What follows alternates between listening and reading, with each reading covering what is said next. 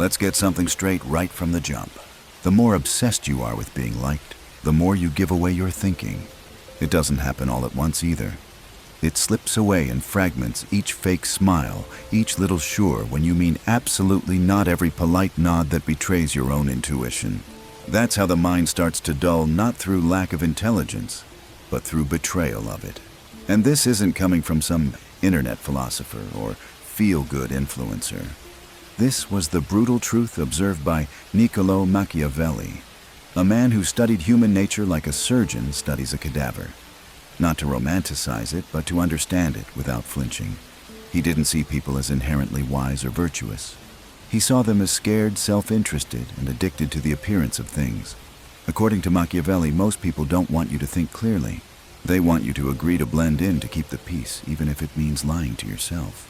That's the cost of being overly sociable. You water yourself down until the flavor is gone. You round off your edges so you can be easier to swallow. And the world loves that version of you, the agreeable one, the smile on command one, the predictable, manageable one. But deep down, you start to feel like you're fading, like your voice has an echo but no source. You feel drained at parties, disconnected in conversations, unsure whether the laugh you just gave even belonged to you. This isn't evolution, it's erosion. You're not growing, you're shrinking. You're not adapting, you're disappearing. One compromise at a time. Machiavelli warned of this kind of decay, even if he didn't say it directly. In his writings, he stressed the importance of appearance, sure, but not because he valued deception. He valued strategy. He knew that in a world that judges books by their covers, you had better learn to control the cover. But here's the thing, control doesn't mean surrender. Playing the game isn't the same as becoming the game. You can't let every room you walk into rewrite your values. You can't keep contorting yourself for the sake of acceptance and then wonder why you don't recognize yourself in the mirror. Because every time you make yourself smaller, quieter, softer, more palatable, just to fit in, you lose sharpness. And sharpness matters. You lose your clarity, your curiosity, your gut level no. You become foggy inside. You stop asking bold questions. You stop thinking independently. Instead, you start filtering everything through the question, will they like this version of me? And that's where stupidity begins. Not the cartoonish, obvious kind. The quiet kind. The kind that wears a smile. The kind that gets applause. It's the kind that knows how to repeat the right opinions at dinner, but no longer knows what it actually believes. It's the kind that becomes a mirror of whoever is in front of it, a chameleon with no real skin of its own. You think that's confidence. That's conformity in drag. The truth is, groups don't reward wisdom. They reward familiarity, consensus, comfort. That's why they hand out gold stars to the agreeable guy. That's why they get uncomfortable when someone asks, but why do we believe that? Not because it's a bad question, but because it's a reminder of all the times they didn't ask it themselves. And when you become that mirror, when you hand your mind to the group, you start thinking in memes. Your dreams become hashtags. Your purpose becomes whatever gets the most hearts. This is how you lose your edge and don't even realize it. That's what's so dangerous. Because in this state, stupidity feels smart. It feels strategic. You think you're thriving because everyone laughs at your jokes, but you can't remember the last time you laughed for real. You think you're accepted, but only because you've become acceptable. Predictable. Easy. And let's be honest, easy minds are easier to manage. Machiavelli knew that power doesn't come from popularity. It comes from clarity. And clarity often makes people uncomfortable. Why? Because it shows them what they've traded away. Their standards, their silence, their self-respect. A clear mind becomes a mirror, and most people don't want to see themselves reflected without filters. So what do? They label you. You're too much. You're arrogant. You're antisocial. But those words are just defense mechanisms. They're telling on themselves. What they mean is, you make me feel something I'm not ready to feel. And that's your test. Do you shrink to fit their comfort zone, or do you keep standing there raw, whole, unmoved? Most don't. Most fold. That's why the average man is easy to predict, easy to lead, easy to dismiss. He's trained himself not to think too hard, not to speak too boldly, not to live too freely. He's a creature of adaptation, not agency. But that's not you, not anymore. The kind of stupidity we're talking about doesn't look like ignorance. It looks like charisma. charm, sociability. But deep underneath it's rot. It's a mind that's traded insight for applause, a soul that's been edited for easy consumption. So ask yourself, who are you trying to impress? Who gets the benefits of the version of you you're performing, and who's paying the cost? Usually it's you. And that cost is too high. Let's keep going. You walk into a room and the instinct kicks in, smile blend, match the tone, don't disrupt the rhythm. You've done it so many times that it feels automatic. You can't even tell anymore if you're being yourself or just performing what people expect of you. And here's the harsh reality, if you do that long enough, the performance becomes permanent. You become sociable, yes, but hollow. Warm, yes, but forgettable. And deep down, something begins to itch. A discomfort you can't name. A fatigue that doesn't come from work or stress, but from self-abandonment. Because being on all the time, that's not connection, that's survival. And it drains the mind like nothing else. Machiavelli never told you to be likable. He told you to be strategic. He never cared about fitting in. He cared about control. And the first person you're supposed to have control over is yourself. But how can you have control over a self you've edited, softened, trimmed, to fit into every social container you're poured into? You think sociability is harmless? Think again. It's not just small talk and handshakes. It's a rewiring of your very instincts. You don't just change your words, you change your thoughts, your beliefs, your identity. You nod so often that your neck forgets how to shake its head. You laugh at things you don't find funny. Agree with things you don't believe. Say yes to people who would never say yes to you. And you do it because it's easier, safer, quieter. But that safety comes at a price: your authenticity, your rawness, your edge. You start to second-guess yourself before you even speak.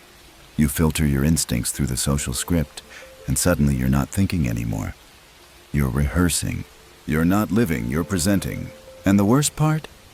You start to believe that's just who you are now. That's the moment stupidity walks in, not because you're unintelligent, but because you've silenced the part of you that questions, the part that rebels, the part that says, "This is nonsense," when everyone else is nodding. You've gagged your inner skeptic, and you've handed the microphone to your people pleaser. The mind becomes foggy, not from lack of thinking, but from too much editing. And in that fog, you lose your direction. You no longer ask, "What do I want?" Instead, you ask, "What do they want from me?" And when they becomes the compass, you're already lost. This is what Machiavelli warned us about, not with flashing lights or alarm bells, but with subtle surgical truths, that the more you crave validation, the easier you are to control. Because people who need applause will trade their soul for it.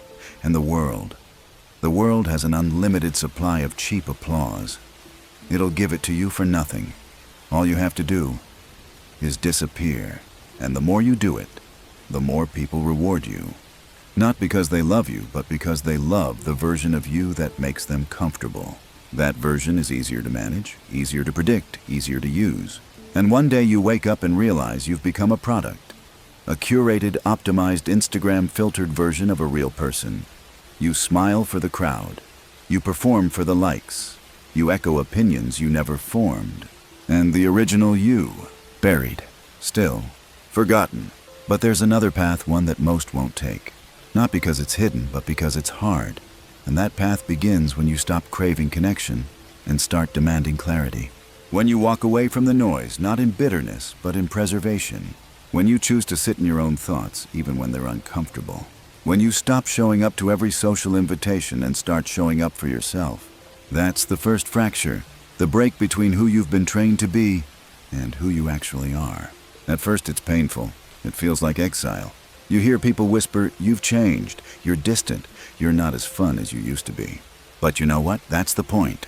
Fun is cheap, clarity is rare, and clarity, unlike charm, doesn't chase crowds. It doesn't flirt with popularity. It doesn't adapt to the audience. Clarity just is. And it has a cost. You'll be misread, labeled, dismissed. But for once, the label won't stick. Because you've stopped making yourself available for every interpretation. You no longer need to be understood to feel complete. That's the shift Machiavelli pointed to, not just in rulers, but in anyone who wants to rule their own life. The shift from being agreeable to being sovereign. And when that shift happens, people can feel it. You say less, but your presence says more. You smile less, but your eyes say everything. You show up not to perform, but to observe. You become unpredictable. And in a world built on scripts, unpredictability is power. Suddenly people can't place you, can't mold you, can't use you the way they used to. You're no longer playing the part they assigned you. You're not the funny one or the easygoing one anymore. You're something they didn't expect real. And real unsettles people. Because real isn't always polite. It isn't always likable. It doesn't always clap on cue. But it's alive. And once you taste that aliveness, you can't go back. You can't shrink yourself again just to be digestible. Because being easy to swallow means you're no longer nourishing. So what now? You've seen the fracture. You've felt it, that deep inner crack between the version of you that plays the game and the version of you that wants to burn the whole rule book. And once you see it, you can't unsee it. You walk through the world differently. People still smile at you, but now their smiles feel lighter. You hear the same jokes, the same conversations, but they hit different. Hollow. Like background noise in a restaurant you no longer enjoy eating at. And in that moment, you have a choice. You can either pretend you didn't notice the emptiness, or you can follow the silence. You can go deeper. That's what Machiavelli would have respected, not the loud declarations, not the desperate hunger to be praised, but the quiet resolve to think clearly in a world that rewards conformity. It's not about becoming antisocial. It's about becoming unswayable. Because the world will try to sway you. It'll dangle friendships, attention opportunities if you just play your part, if you just stay likable. But here's the truth. The more you chase being liked, the more you become a parody of yourself. A social echo. You start measuring success by how many people laughed at your story, how many compliments you got, how smoothly the conversation flowed. But beneath it all, you're running on empty. A beautiful performance with no script of your own. You've heard people say, be yourself. But what they usually mean is, be the version of yourself that makes me comfortable. So you shapeshift. You wear the agreeable face, say the right things, nod in the right places. And slowly, the edges of your soul begin to sand down. Not with violence, but with repetition. And repetition kills thought. You stop forming opinions. You start borrowing them. You stop questioning. You start echoing. And you call it maturity. Or growth. Or professionalism. But deep down, you know it's surrender. Machiavelli never encouraged surrender. He encouraged adaptation, yes, but not at the expense of your mental sovereignty. Because once you lose your mind, you lose the only true power you ever had. Not physical strength, not social status, not even intelligence, but clarity. Clarity is power, and it can't be given. It has to be claimed. It's what separates leaders from followers, strategists from reactors, architects from actors. And to claim it, you have to risk being misunderstood. You have to be okay with being disliked, misread, even resented. Not because you're wrong, but because you're right in ways that make others uncomfortable. You know this already. You've felt it. You've been in rooms where your silence made more noise than your words ever could. You've seen how people shift when you stop agreeing by default. You've watched friendships thin out the moment you stopped performing. And you've asked yourself, is it worth it? Let me answer that for you, yes. Because what you're protecting is not just your opinion. It's your identity, your integrity, your edge. You're not trying to be feared. You're trying to be free. And freedom is frightening, especially to those who gave it up. They'll call you cold, arrogant, difficult, detached. But what they really mean is this. You no longer need me to feel whole. That unsettles people. Because most are still addicted to the applause, still measuring their worth by how well they perform in the social circus. But you've stepped out of the tent. You're no longer the clown. You're no longer the jester everyone expects to dance on cue. You've become something else. Someone who smiles only when it's real, who speaks only when there's something worth saying, who doesn't rush to fill the silence because they no longer fear it. And that silence, that's your proving ground. It's where your mind sharpens, where your values crystallize, where your clarity becomes untouchable. Because clarity, once rooted, doesn't bend. It doesn't need to shout. It doesn't chase understanding. It simply is. You might lose people along the way, friends, colleagues, even family. But you won't lose yourself. And that's the trade. That's the cost. You either lose others by standing in your truth, or you lose yourself by performing theirs. Which one sounds like real stupidity? The man who's alone but real, or the man surrounded by praise, drowning in his own performance. Machiavelli wrote that it's better to be feared than loved if you cannot be both. But here's the nuance: the truly sovereign mind doesn't need to be either. It doesn't seek fear or love. It seeks space, clarity, autonomy. And from that place, it radiates something far more powerful than charisma or charm. It radiates presence. Not presence that demands attention, but presence that can't be ignored. It's the stillness in the storm. The man who doesn't flinch when others panic. The thinker who doesn't speak unless it cuts through noise. You know this presence when you see it. You feel it. It's magnetic not because it performs, but because it doesn't. That's your blueprint now. Not to be liked, but to be unshakable. Not to fit in, but to stand still while the world spins around you. Not to be everywhere, but to be unmissable. And that right there, that's where the stupidity ends. That's where the real power begins. You've walked the long road back to yourself. Quietly. Without applause. Without a camera capturing the moment. You peeled back the layers smile by fake smile, handshake by hollow handshake, until all that was left was clarity. Raw, unfiltered, maybe a little weathered, but unmistakably yours. And now the test isn't about seeing the truth. It's about holding on to it. Because here's what they don't tell you: the moment you reclaim your mind, the world will come knocking. Not to celebrate, but to tempt you back into the fog. They'll invite you to smile more, to loosen up, to be less intense. You'll hear things like "you used to be so much fun," or "you're taking things too seriously." Translation: you're no longer easy to control. And instead of applauding your growth, they'll mourn the mask you used to wear. Because the mask made their lives easier. It protected them from your clarity. It let them keep pretending. But that version of you, that was a performance, a role, a well-practiced illusion of a person. And you didn't come this far just to audition again. You don't need the validation anymore. Not because you've stopped craving it, but because you've starved the craving long enough for something stronger to grow in its place. Conviction, discipline, presence. You've built something sacred: a mind that doesn't flinch at disapproval, a soul that doesn't bend for applause, a clarity that doesn't tremble under pressure. You've become someone who watches more than you speak, who listens deeper than most people realize, who moves with intention, not performance. And that's rare. In a world that screams for attention, your silence becomes magnetic. In a culture built on oversharing, your restraint becomes mysterious. People start leaning in, not because you demand it, but because they can feel that you're no longer leaking your identity all over the place. You're contained, and that's threatening. They'll try to test your boundaries. They'll poke at your seriousness, your quiet, your refusal to join the dance. They'll send little guilt traps like, "Why are you so distant lately?" or "Don't you miss how things used to be?" But you don't. Because how things used to be nearly cost you your voice, your mind, your edge. You gave too many pieces of yourself away.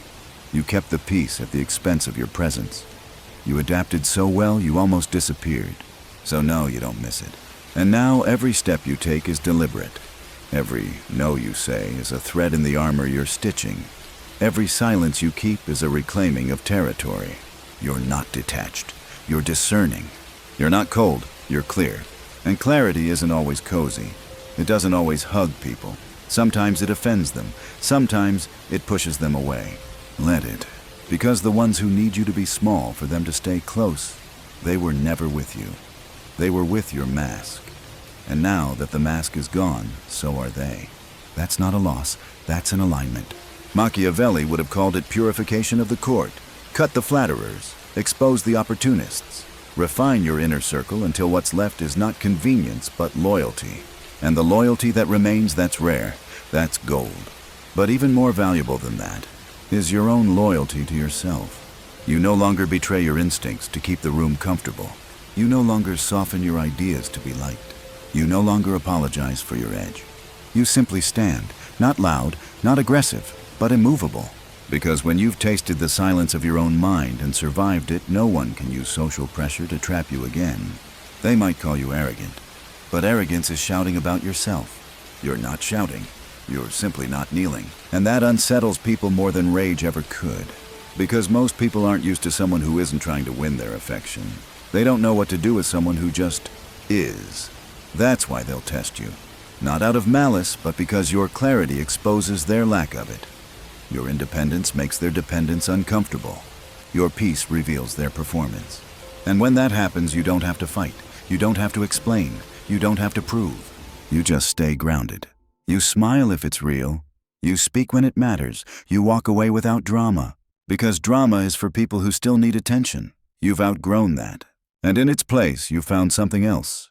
Something the world can't give you and therefore can't take away. Self-command. Not dominance over others, not applause from the crowd, but a quiet, immovable, unshakable center.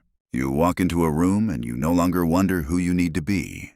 You walk in and let the room adjust to you, not because you're above them, but because you finally come home to yourself. That's where sovereignty begins, not in control, but in refusal. Refusal to bend, to shrink, to beg. And in that refusal, you become undeniable, not popular, but real. And in a world of mirrors, the one who is real becomes the most powerful of all. And now you know. Clarity is not a final destination. It's not something you win once and wear like a badge. It's something you return to over and over every time the world tries to pull you back into the noise. You will be tempted again, to soften, to smile, to bend your truth just a little for comfort, for inclusion, for peace. But now you've seen the cost. You know what happens when you betray your voice for applause. So next time you're in that room, that conversation, that moment of subtle pressure, you'll feel it. The choice. And this time, you won't flinch. You won't dilute yourself. You won't explain your seriousness. You won't shrink to make others feel taller. You'll just be. Still, whole, unshaken. And those around you, some will drift. Some will resist. But the ones who remain, they'll feel the gravity of your presence. Because a sovereign mind doesn't need to prove anything. It just exists, and in its silence, it commands more than the loudest voice ever could. So if you're feeling alone, you're not broken. You're ahead. You're stepping into the kind of life most people never reach because they never dare to leave the crowd. You've chosen solitude over performance, integrity over popularity, depth over decoration. And in doing so, you've chosen freedom. Hold that line. Guard your mind. Live in truth even if you walk alone. Because in the end, that walk it leads home. To a self no one else owns. To a voice no one else controls. To a life that no one else decides. That's not just clarity. That's peace. End of script. Have a beautiful day.